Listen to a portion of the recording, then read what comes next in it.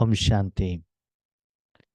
आज के वरदान, बाप दादा के वरदान अपने मीठे बच्चों के प्रति। डेट 26 जून 2024। वरदान है, सेवाओं की प्रवृत्ति में रहते बीच बीच में एकांतवासी बनने वाले अंतर्मुखी भव। सेवाओं की प्रवृत्ति में रहते बीच बीच में एकांतवासी बनने वाले अंतर्मुखी भव।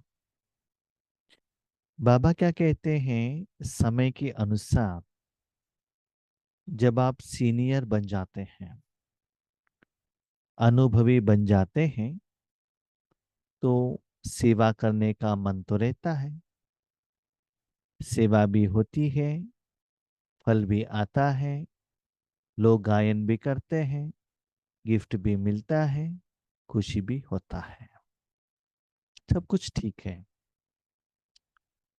वो नशा भी रहता है कि बाबा हमको सेवा में यूज कर रहा है। कोई भी वैरायटी का सेवा हो, मनसा वाचा कर्मणा तन मन धन सेवा करेंगे तो। लेकिन क्या होता है, ऐसे आगे बढ़ते बढ़ते सेवा में इतना बिजी हो जाते हो कि पुरुषार्थ के लिए टाइम नहीं मिलता है। ऐसे समझ लो, आप कोई बड़े शहर में घर बना लिया, ठीक है, तो आपके घर में आपके रिश्तेदार बार बार आते रहते हैं। क्यों? किसी का तबीयत ठीक नहीं है, हॉस्पिटलाइजेशन करना है, किसी का बच्चों को एडमिशन करना है। आपने उनको बहुत अच्छा रूप में पालना दी, तो वो लोग बार बार आपके पास आते रहेंगे। लेकिन वो आने से एक आ गए, उनको ट्रीटमेंट दिया, दूसरे आ गए, ऐसे रेगुलरली आते ही रहेंगे। स्लोली आप अपने तरफ अटेंशन न रहे देने के कारण आप बीमार पड़ जाएंगे। खुद भोजन की तरफ अटेंशन नहीं रखा, अपने तरफ अटेंशन नहीं रखा, इसलिए बीमार पड़ जाएंगे। ऐसे ही हम लोग क्या करते हैं, बाबा कहते बच्चे देखो, शरीर के लिए भी बाहर की दुनिया में सेवा करते हो ना। भले अभी माताएं घर में झाड़ू लगाना, पोछा लगाना, भोजन बनाना, सब कुछ करते हो, लेकिन दिन में थोड़ा समय शरीर के लिए भी टाइम देते हो ना। शरीर को क्लीन करने में, शरीर को भोजन खिलाने में, शरीर को सुलाने में, तो वो मेंटेनेंस भी बहुत जरूरी है। वैसे ही सेम लॉ आत्मा में भी अप्लाई होता है। आत्मा द्वारा आप सेवा तो देते हो, भले वाचा सेवा मनसा सेवा जो भी देते हो, लेकिन दिन में थोड़ा समय एकांतवासी, जैसे कि अकेले बैठकर नहीं तो सभी लोगों के साथ बैठते हुए भी जब भोजन खाते हो अपने शरीर को ही खिलाते रहते हो ना, अपने शरीर को ही नहलाते रहते हो ना, तो इंडिपेंडेंटली अपने साधन के तरफ, शरीर के तरफ आप समय भी देते हो, अटेंशन भी देते हो, और उसका मेंटेनेंस भी करते हो। बहुत सारे आत्माएं कहते हैं, बाबा हम सेवा में इतना बिजी हो जाते हैं कि अमृत वेले उठने को हमको टाइम नहीं मिलता है। सेवा में इतना बिजी हो जाते हैं, मुरली सुनने का टाइम नहीं मिलता है। तो सेल्फ डेवलपमेंट नहीं होता है। इसीलिए बीच बीच में आपको अंतर्मुखी आत्मा का लेवल क्या है, कितना शांत में है, स्थिति क्या है, स्थिति इंप्रूवमेंट्स है। एक बात याद रखिए, सेवा में क्या होता है, जिनके प्रति आपने सेवा की वो आपको गायन करेंगे, गिफ्ट देंगे, सम्मान करेंगे, इससे आप बहुत खुश हो जाएंगे। Sorry, that is time being. देखो, जब आपके घर में रिश्तेदार आते हैं ना, जिस टाइम आपने भोजन खिलाया वो लोगों ने बहुत अच्छा कर करके कहते हैं, 1 घंटे के बाद भाई बहन वो भूल जाते हैं। वो आपके अकाउंट में सिर्फ थोड़ा दुआ के रूप में मिलेगा, बस वो आपका कमाई नहीं है। वो थैंक्स कह रहे हैं बस। इसी वो थैंक्स सुनने का इच्छा आपके मन में रहा, तो उसके लिए आपने साधना की, तो अपना पर्सनल डेवलपमेंट के लिए कुछ भी नहीं रहेगा। क्योंकि जो पुरुषार्थ से जो कमाई होती है वही आपको फाइनल एग्जाम में हेल्प होने वाला है। इस सेवा में करो, प्रवृत्ति में रहो, लेकिन एकांतवासी माना मैं और मेरा बाबा, उसमें 100% मैं आत्मा के लिए बाबा द्वारा ट्रीटमेंट ले रहा हूँ। भले रूहानी भोजन खा रहा हूँ, मेरा विकर्म विनाश हो रहा है, जो भी है, मैं और बाबा एकांत। सिर्फ आप अकेले नहीं, बाबा साथ में रहना चाहिए। अंतर्मुखी। देखो, कभी कभी मैं भी देखता हूँ ईश्वरी सेवा में स्पेशली जो बहनें रहते हैं, अकेले रहते हैं। इवन घर में भी माताएं अकेले रहते हैं तो भोजन खाते ही नहीं है, अकेले है ना, नहीं खाया तो चलता है ना, एक बार चावल बना दिया तो चलता है। वैसे थोड़ा नेग्लेक्ट करते हैं। सेंटर में जो बहनें रहते हैं, सुबह उठते हैं, क्लास कर लिया, उसके बाद किसी को कोर्स कर दिया, तो दोपहर तक कुछ भोजन खाते ही नहीं है। थोड़ा समय के बाद 5-10 साल के बाद इतना बीमारी आ जाता है, तो पुरुषार्थ करने को भी नहीं होता है, सेवा करने के लिए भी नहीं होता है। इसलिए बाबा कहते भले सेवा का प्रवृत्ति में रहो, लेकिन इतना भी लौकिक में ड्यूटी करते हुए बीच बीच में पानी तो पीते हो ना, 3 टाइम भोजन खाते हो ना, रेस्ट करते हो ना। लौकिक में कितना भी बिजी कोई हो, शरीर के लिए टाइम तो देते हैं ना। ऐसे ही आत्मा अपने लिए चेक करना है। दिन में बीच बीच में पेट की तरफ हम अटेंशन रखते हैं। पेट खाली है क्या, उसको भोजन चाहिए या पानी चाहिए? आंखों की तरफ अटेंशन रखते हैं, उसको नींद आया है क्या, उसको रेस्ट चाहिए क्या, चेक करते हैं ना। तो ऐसी ही अंतर्मुखी जो शरीर के तरफ आपने अटेंशन रखा, दैट इज बाहर मुखी, क्योंकि वो मन से बाहर की तरफ है। तो दिन में हम बहुत समय शरीर की तरफ रखते हैं, अपने पति की तरफ रखते हैं, दुनिया की तरफ रखते हैं, बच्चों की तरफ रखते हैं, इसका मतलब तन धन जन की तरफ रखते हैं, लेकिन अपने मन बुद्धि को आत्मा के तरफ कितना समय रखते हैं? आज मैंने आत्मा को शांति दी, जो आज आत्मा ने पाठ किया उसमें जो गंदगी लगा, राजयोग द्वारा उसको हमने क्लीन किया। कल से भी आज का स्थिति मेरा इंप्रूवमेंट्स था, कितना इंप्रूवमेंट्स था? कारण क्या है? आज इंप्रूवमेंट्स नहीं हुआ तो रीजन क्या है? उसके लिए बाबा मुरली में क्या कह रहे हैं, उसके लिए मेरा जो पर्सनल लेवल के लिए बाबा आज मुरली में क्या कह रहे हैं, तो आज स्थिति क्यों बना, नेक्स्ट डे मुरली में बाबा कहेगा।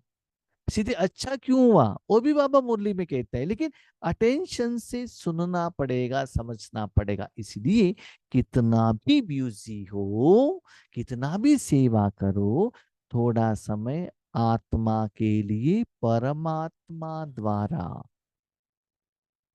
मेंटेनेंस करना बहुत जरूरी है। देखो, शरीर को भी मेंटेनेंस करना है तो एक्स्ट्रा साधन चाहिए ना, पानी चाहिए नहलाने के लिए, भोजन चाहिए, तबीयत ठीक नहीं है तो टैबलेट्स, इंजेक्शन, कुछ बाहर का और एक साधन तो चाहिए ना। तो ऐसे ही थोड़ा समय मन बुद्धि को आत्मा की तरफ रखकर वो क्या डिमांड कर रहा है, क्या चाहना रख रहा है, उसको क्या चाहिए, वो देख कर वो देने का जिम्मेदारी भी आपका है। इसलिए बीच बीच में आपको एक कर्म भी बच्चे करना पड़ेगा। साइलेंस की शक्ति का प्रयोग करने के लिए अंतर्मुखी और एकांतवासी बनने की आवश्यकता है। अभी बताओ, साइलेंस कब होता है? शरीर का जो कर्मेंद्र सभी से चुपचाप बिठाएंगे तभी तो विश्रांति मिलता है। साइलेंस माना क्या है? मन और बुद्धि सूक्ष्म कर्मेंद्रियों को भी कोई कर्म न देना चाहिए, न संकल्प, न सोच, न चिंतन, न चिंता, कुछ भी नहीं। मानो बुद्धि को चुप चुपचाप अपने स्वस्थिति में बिठाओ। इस शरीर को सुलाया बेड में, चेयर पर बिठाया, ना हाथ को काम है, न पाँवों को काम है, न आंखों का काम है, न कानों को, शरीर का कोई भी इंद्रियों को काम नहीं है, तो रेस्ट कहा आपने। ठीक है, कानों से कुछ सुन लिया तो भी रेस्ट नहीं कहते। क्यों? एक साधन कुछ कर्म कर रहा है। ऐसे ही मन बुद्धि को सबसे हटाकर भ्रुकुटी में बिठाओ, नहीं तो परम धाम में बिठाओ। इसलिए बाबा कहते हैं यथार्थ राजयोग में परम धाम में निसंकल्प स्टेज रहता है। तो साइलेंस शांत बिठाओ। शरीर को भी दिन में बीच बीच में घर में लेकर आते हो ना, भोजन के लिए लेकर आते हो ना, ऐसे ही मन बुद्धि को साइलेंस में रखो, एकांतवासी बनो। उसके बाद सेवा में जाओ। रिजल्ट्स क्या होता है देखो। सुबह घर से उठे, बिस्तर से उठे और डायरेक्ट सेवा में चले गए, शरीर को मेंटेनेंस ही नहीं किया, शाम तक नहीं किया, तो हालत क्या होगा देखो।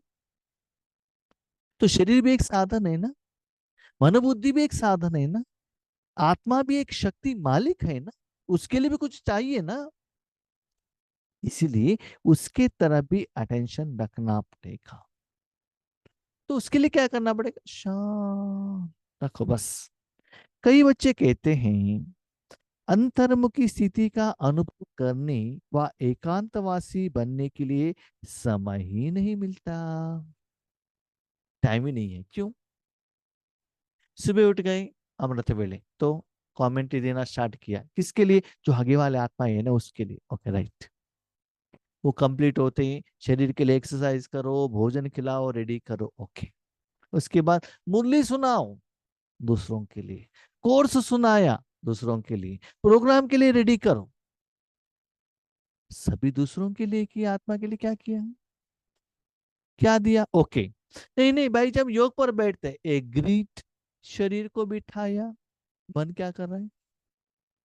साइलेंस में बैठा है। क्या नेक्स्ट सेवा क्या क्या करना है? सेवा कहाँ तक आकर पहुंच गया है? शिवरात्रि में इनको पॉम्पलेट दिया, इनको गेस्ट को बुलाया, यहाँ यहाँ तक के। तो ये क्या अंतर्मुखी कहते हैं क्या? ये राज्यों कहते हैं क्या? है ना?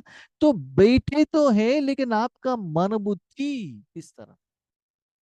देखो, शरीर को भी रेस्ट में बिठाने के बाद भी मन से चिंता करते रहते हो, इधर उधर देखते ही रहते हो। ये तो हमारा शोकेस क्लीन ही नहीं हुआ ना, यहाँ तो मट्टी था क्लीन ही नहीं किया, ऐसे कुछ संकल्प चला तो भी आपको शरीर को भी रेस्ट नहीं मिल सकता है ना।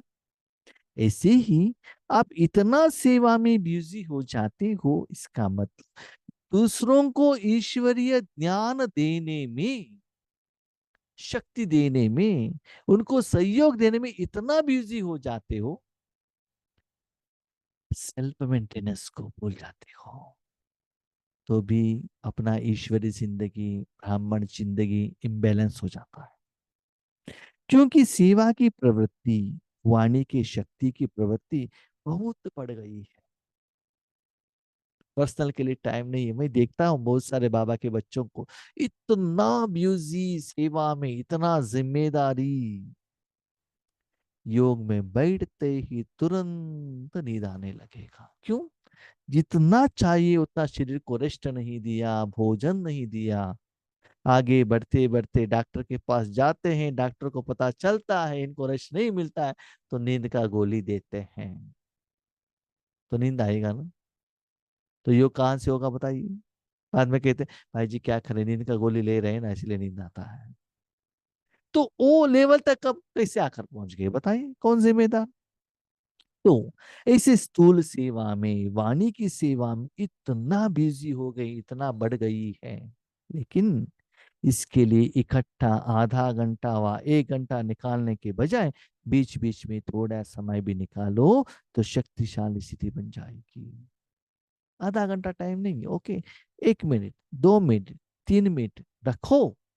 इसलिए बीच बीच में बाबा ने ट्रैफिक कंट्रोल दिया है ना। ट्रैफिक कंट्रोल टाइम पर ही आपको नहीं हो सकते, बाकी टाइम पर तो करना पड़ेगा, जरूर करना है। एक बात याद रखिएगा, मेरा अनुभव भी है, जब तक आप स्थिति में रहकर सेवा नहीं करेंगे, रिजल्ट्स नहीं आएगा एक्सपेक्टेड। सेवा के आधार पर स्थिति नहीं बनेगा। तो आप बताओ, लोगों को आपने भोजन खिलाया, उन्होंने कहा बहुत अच्छा था बहन जी, क्या आपका पेट भर जाएगा? आपके शरीर को शक्ति मिल जाएगा? आपका हेल्थ, शरीर का हेल्थ ठीक हो जाएगा उनका सुनने से? नहीं है ना। सिर्फ कानों में आपको अच्छा लगा, बस क्लोज बिंदु। इसीलिए यथार्थ राजयोग बीच बीच बीच बीच में, हाँ, ऐसा नहीं है कि बाद बाद में बीच बीच में कह दिया तो अमृत वेला करने का जरूरत नहीं है, नुमा शाम करने का जरूरत नहीं, ऐसा नहीं है। वो करने के बाद भी बीच बीच में, जैसे शरीर को आप पानी पिलाते हो, चाय पिलाते हो, कुछ टोले खिलाते हो, ऐसे ही अपने मन को शांत, यस, ऑफिस से आए, बस पर बैठे हैं, शांत रहो। आते तुरंत मोबाइल ऑन किया, किसी का व्हाट्सएप मैसेज आया है क्या, किसी का मिस कॉल आया क्या, तुरंत उसके साथ बिजी हो गए। कुछ भी नहीं है, कुछ किसी को आंसर देने का जरूरत नहीं। और क्या स्टार्ट किया?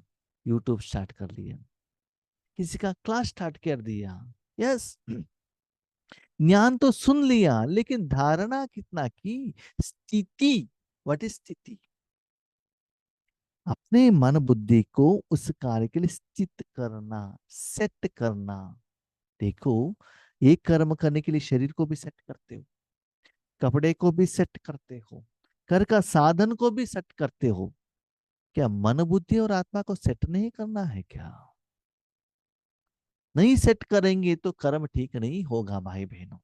इसलिए बाबा कहते हैं पहले स्थिति।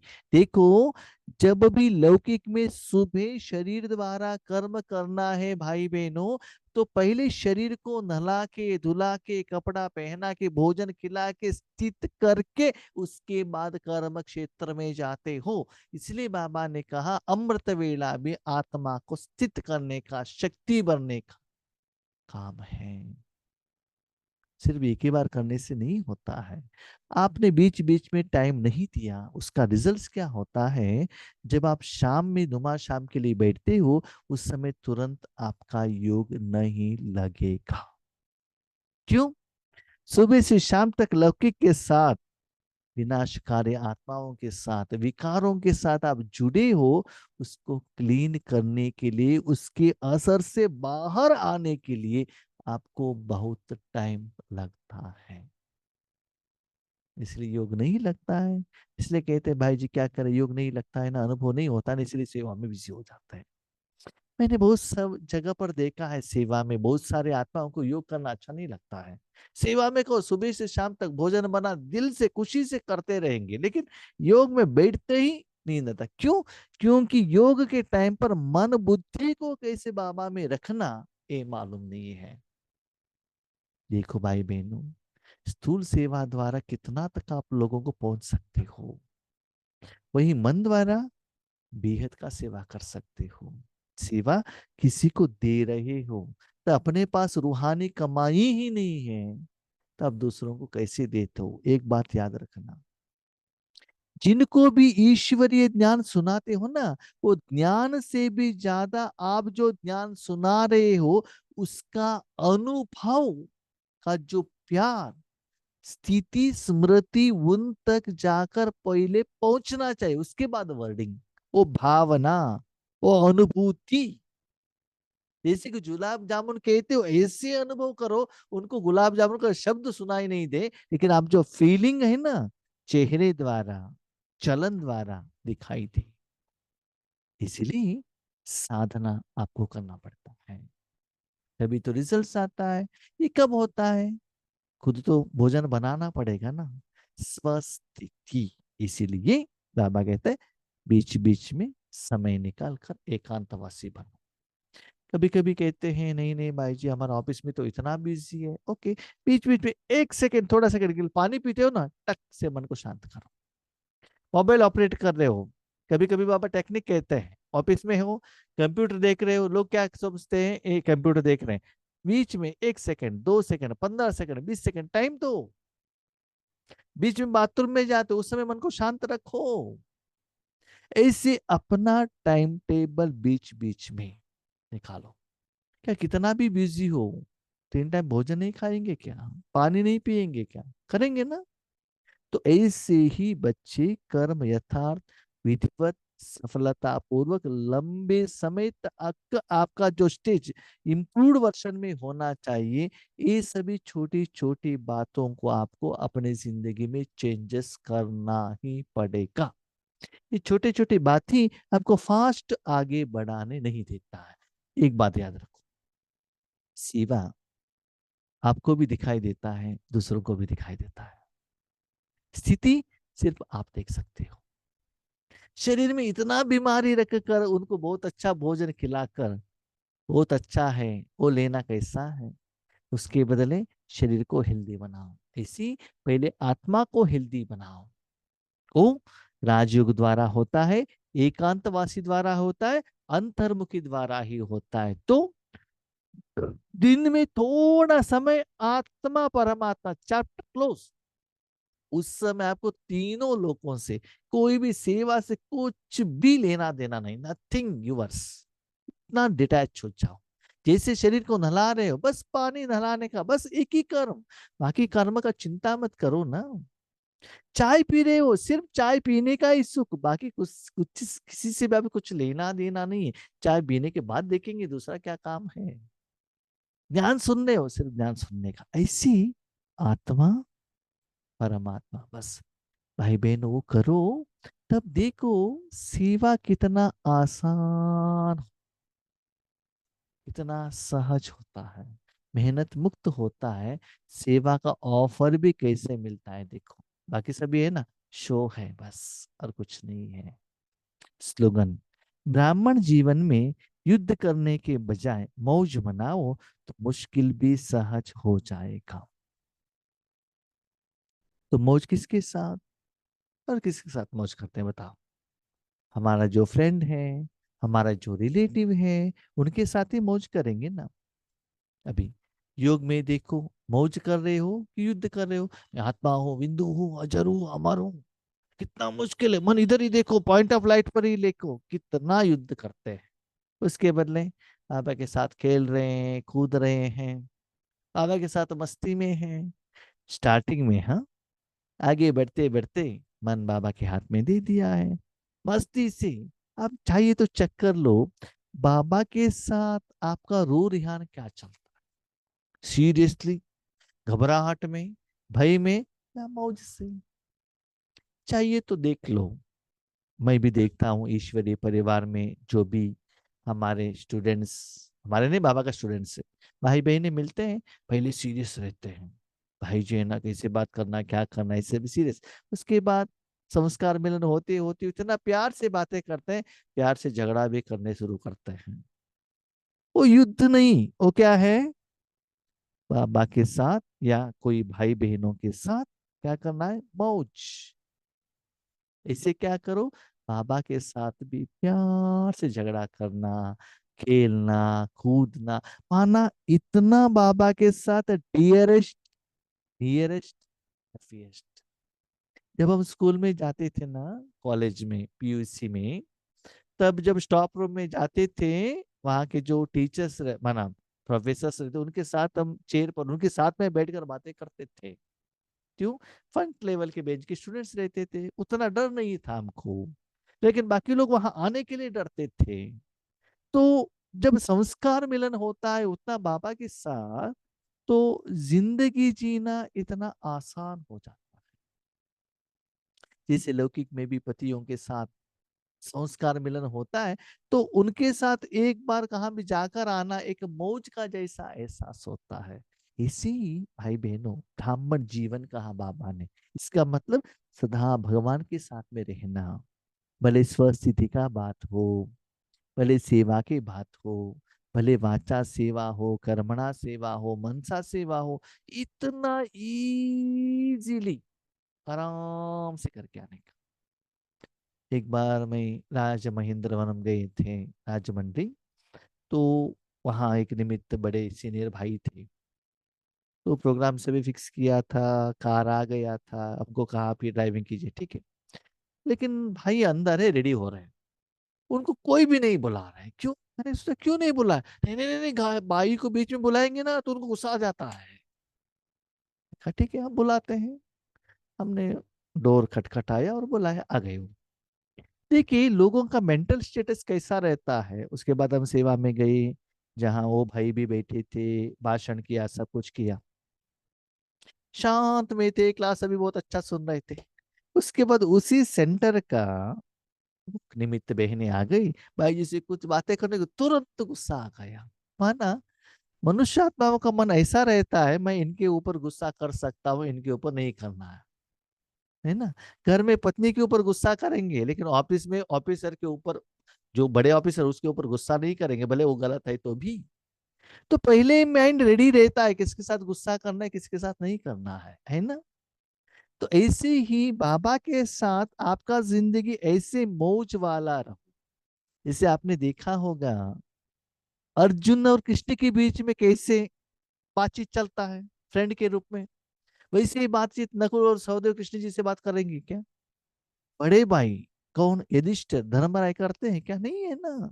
तो वैसे ही जितना आप बाबा के साथ में क्लोजेस्ट रहेंगे, बाबा का बात सुनेंगे, आपको बाबा के साथ रहे ना, युद्ध नहीं लगता है, मौज कितना भी समय रहो ना, आपको कोई प्रॉब्लम नहीं। माना संस्कार मिलन इतना सहज सरल होता है, तब ब्राह्मण जीवन आपका आसानी से चला जाता। इसलिए भगवान के आगे जाकर मांगने का, रोने का नहीं, ऐसा कमाई करो, बाबा का बात सुनो, तब देखो ब्राह्मण जीवन कितना खुशनुमा हो जाता है। ओके, अब शांति।